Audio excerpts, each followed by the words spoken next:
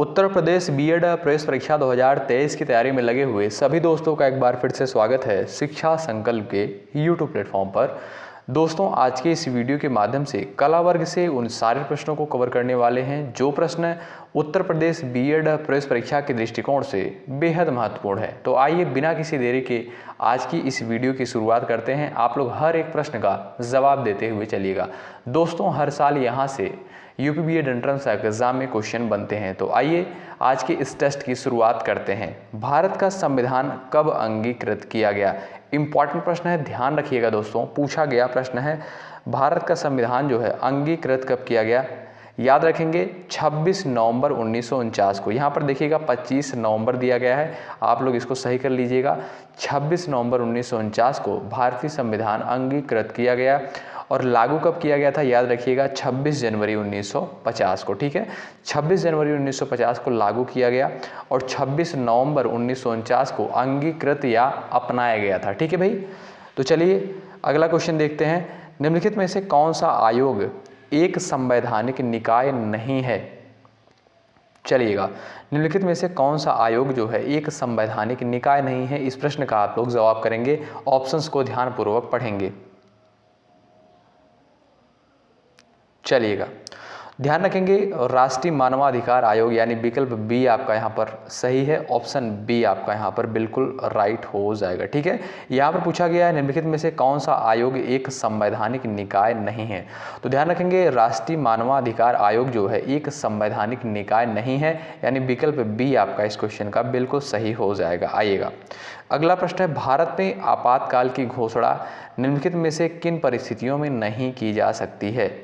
चलिएगा, यानी किन परिस्थिति में जो है भारत में आपातकाल की घोषणा नहीं करी जा सकती है? आप लोग यहाँ पर जवाब करेंगे बाह्य आक्रमण के दौरान, वित्तीय संकट के दौरान, सशस्त्र विद्रोह के दौरान, आंतरिक अशांति के दौरान। बताइएगा कौन सी परिस्थिति में जो है आपातकाल की घोषणा नहीं की जा सकती है?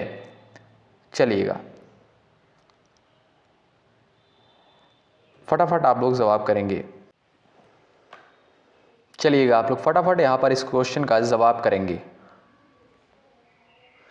तो ध्यान रखेंगे बाह्य आक्रमण, वित्तीय संकट और सशस्त्र विद्रोह, इन तीनों परिस्थितियों में जो है आपातकाल की घोषणा करी जा सकती है, लेकिन आंतरिक अशांति के यहाँ पर नहीं की जा सकती, यानी ऑप्शन डी आपका बिल्कुल राइट आंसर हो जाएगा। ठीक है, आंतरिक अशांति की परिस्थिति में नहीं करी जा सकती। आइएगा, व्यवस्थापिका के उच्च सदन के सदस्यों का कार्यकाल 6 वर्ष का होता है।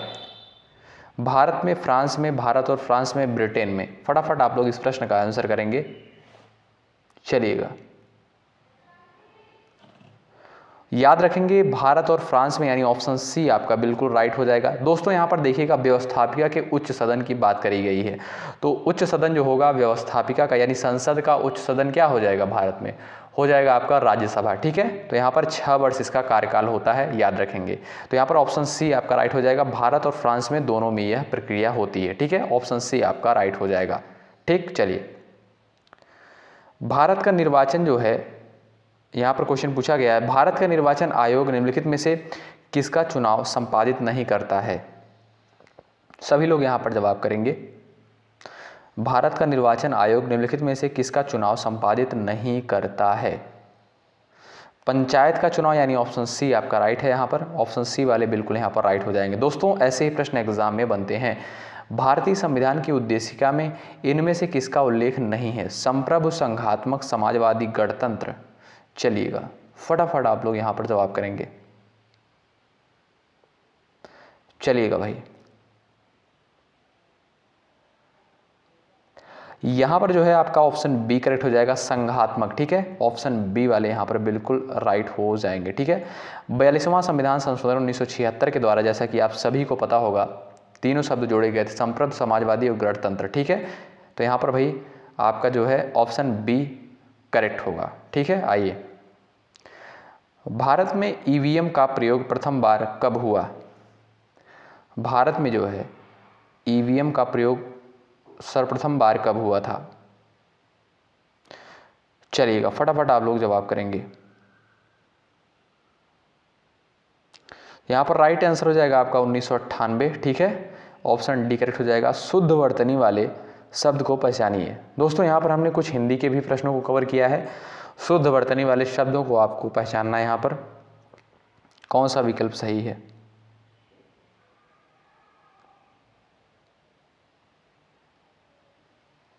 यहाँ पर लहूलुहान आपका ऑप्शन डी में बिल्कुल राइट हो जाएगा। काफ़ी दोस्तों ने यहाँ पर जवाब किया है। हिम तनया में कौन सा समास है? हिम तनया में जो है कौन सा समास है? चलिएगा,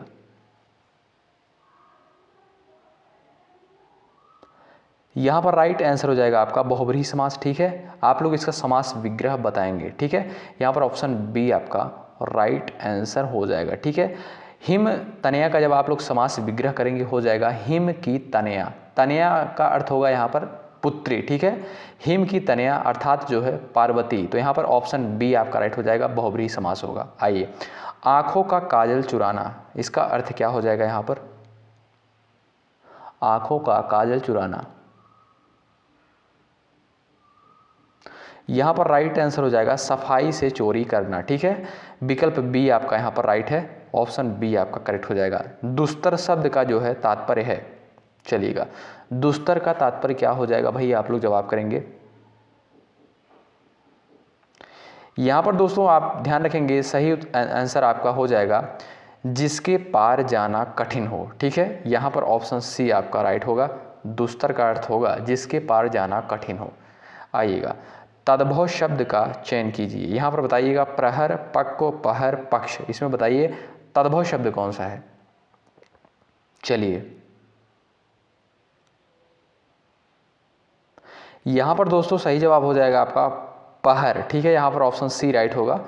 पहर जो है आपका एक तद्भव शब्द है, ध्यान रखेंगे, पहर आपका एक तद्भव शब्द है।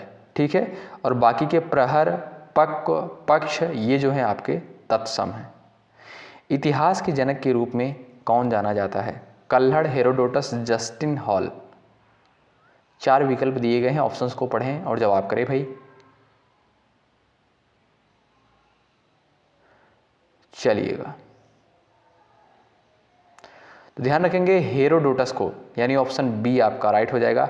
हेरोडोटस का जो है इतिहास का जनक कहा जाता है, और हेरोडोटस की एक पुस्तक थी हिस्टोरिका, ध्यान रखेंगे हिस्टोरिका है। ठीक है, तो यहाँ पर भाई ऑप्शन बी आपका राइट हो जाएगा। आइएगा, बिंबिसार के राजकीय वैद्य का क्या नाम था? बिंबिसार के राजकीय वैद्य का क्या नाम था? चलिएगा, यहाँ पर सही विकल्प हो जाएगा आपका जीवक। ठीक है, विकल्प ए राइट है। किस गुप्त राजा ने अश्वमेघ का संपादन किया था? चलिएगा, किस गुप्त राजा ने अश्वमेघ का संपादन किया था? समुद्रगुप्त, यानी ऑप्शन बी आपका सही है। यहाँ पर ऑप्शन बी वाले यहाँ पर बिल्कुल राइट है। शतपथ ब्राह्मण का संबंध किस वेद से है? शतपथ ब्राह्मण का संबंध किस वेद से है? यजुर्वेद आपका राइट आंसर है। यहाँ पर ऑप्शन सी आपका करेक्ट है। कौन सा हड़प्पाई स्थल अपने गोदी बाड़े के लिए प्रसिद्ध है? चलिएगा भाई, फटाफट आप लोग यहाँ पर जवाब करेंगे।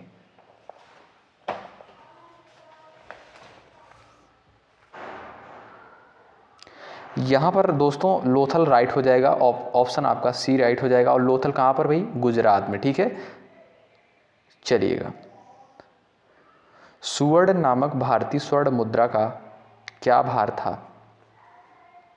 सुवर्ण नामक भारतीय स्वर्ण मुद्रा का जो है क्या भार था? आप लोग यहाँ पर जवाब करेंगे। चलिएगा भाई,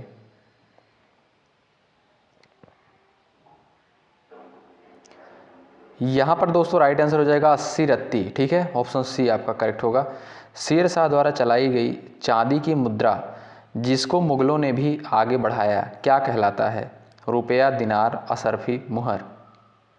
चलिएगा, शेर शाह द्वारा चलाई गई चांदी की मुद्रा जिसको मुगलों ने भी आगे बढ़ाया क्या कहलाता है? यहाँ पर दोस्तों आपका राइट आंसर क्या हो जाएगा? फटाफट आप लोग जवाब करेंगे। रुपया। ठीक है, ध्यान रखेंगे, ऑप्शन ए आपका करेक्ट हो जाएगा। ऑप्शन ए आपका बिल्कुल राइट हो जाएगा। भारत के निम्नलिखित क्षेत्रों में से किसमें मैंग्रोव, सदापर्णी और पर्णपाती वनों का संयोजन है? आइएगा भाई, फटाफट आप लोग जवाब करेंगे यहाँ पर। यहाँ पर दोस्तों आपका राइट आंसर हो जाएगा अंडमान निकोबार द्वीप समूह, यानी ऑप्शन डी वाले यहाँ पर राइट है। निम्नलिखित में से किसका संबंध प्लेट विवर्तनिक से नहीं है? प्लेट विवर्तनिक सिद्धांत एक है जियोग्राफी में, तो आप लोग बताएंगे यहाँ पर इसका संबंध किससे नहीं है? भूकंप, ज्वालामुखी, वलित पर्वत, महासागरीय धाराओं की दिशा। चलिएगा, यहाँ पर दोस्तों आपका सही जवाब हो जाएगा महासागरीय धाराओं की दिशा, यानी ऑप्शन आपका यहाँ पर बिल्कुल राइट आंसर हो जाएगा ऑप्शन डी। आइएगा, निम्नलिखित में से कौन सा जो है सतपुड़ा श्रेणी की सबसे ऊंची चोटी है? सतपुड़ा श्रेणी की सबसे ऊंची चोटी भाई कौन सी है? चलिएगा, यहाँ पर सही जवाब है आपका धूपगढ़। ठीक है, ऑप्शन बी राइट है। निम्नलिखित में से कौन सी चट्टानें प्राथमिक चट्टानें हैं? औषधि, कांतरित, अग्नेय, सरोवरी। फटाफट आप लोग जवाब करेंगे यहाँ पर दोस्तों। ऐसे प्रश्न एग्जाम में पूछे जाते हैं, और एक बात का ध्यान रखिएगा, वीडियो को लाइक आप लोग ज़रूर करिएगा भाई। ठीक है, क्योंकि दोस्तों यहाँ पर सारे क्वेश्चन बहुत इंपॉर्टेंट है। जितने भी क्वेश्चन, जितने भी कंटेंट प्रोवाइड किए जाते हैं बहुत ही इंपॉर्टेंट होते हैं, ध्यान रखिएगा इसका। चलिएगा, निम्नलिखित में से कौन सी चट्टानें प्राथमिक चट्टानें हैं? यहाँ पर आप लोग आंसर करें इस प्रश्न का। राइट आंसर हो जाएगा आपका आग्नेय चट्टान। ठीक है, ऑप्शन सी राइट है। भूकंप रचित बृहत ज्वारीय लहर को कहते हैं? चलिएगा,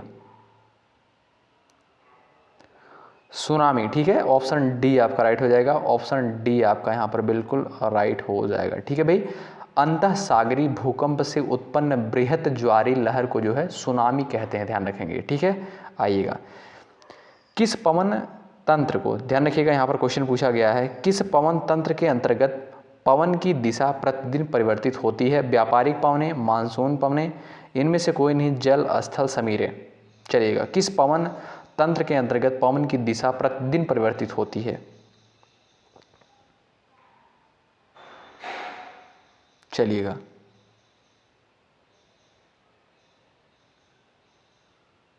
तो ध्यान रखेंगे स्थलीय एवं जलीय समीर की दिशा जो है 24 घंटे के अंदर में 2 बार परिवर्तन होती है। ठीक है, यहाँ पर जो है आपका ऑप्शन डी राइट हो जाएगा। ऑप्शन डी यहाँ पर बिल्कुल राइट हो जाएगा। ठीक है भाई, आइएगा, ज्ञान मीमांसा क्या है?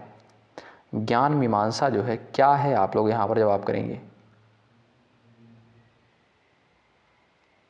चलिएगा,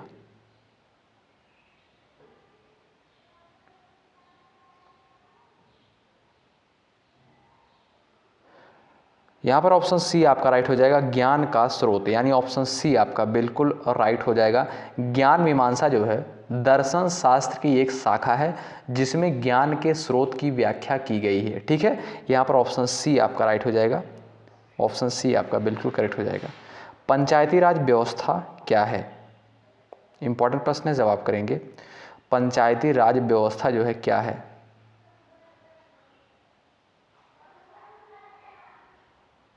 चलिएगा, लोकतांत्रिक विकेंद्रीकरण। ठीक है, ऑप्शन आपका यहाँ पर ए राइट है, लोकतांत्रिक विकेंद्रीकरण। ठीक है भाई, भारत में पंचायती राज शब्द का अभिप्राय जो है ग्रामीण स्थानीय स्वशासन पद्धति से है। ठीक है भाई,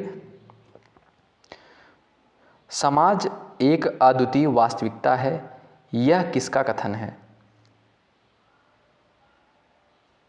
चलिएगा,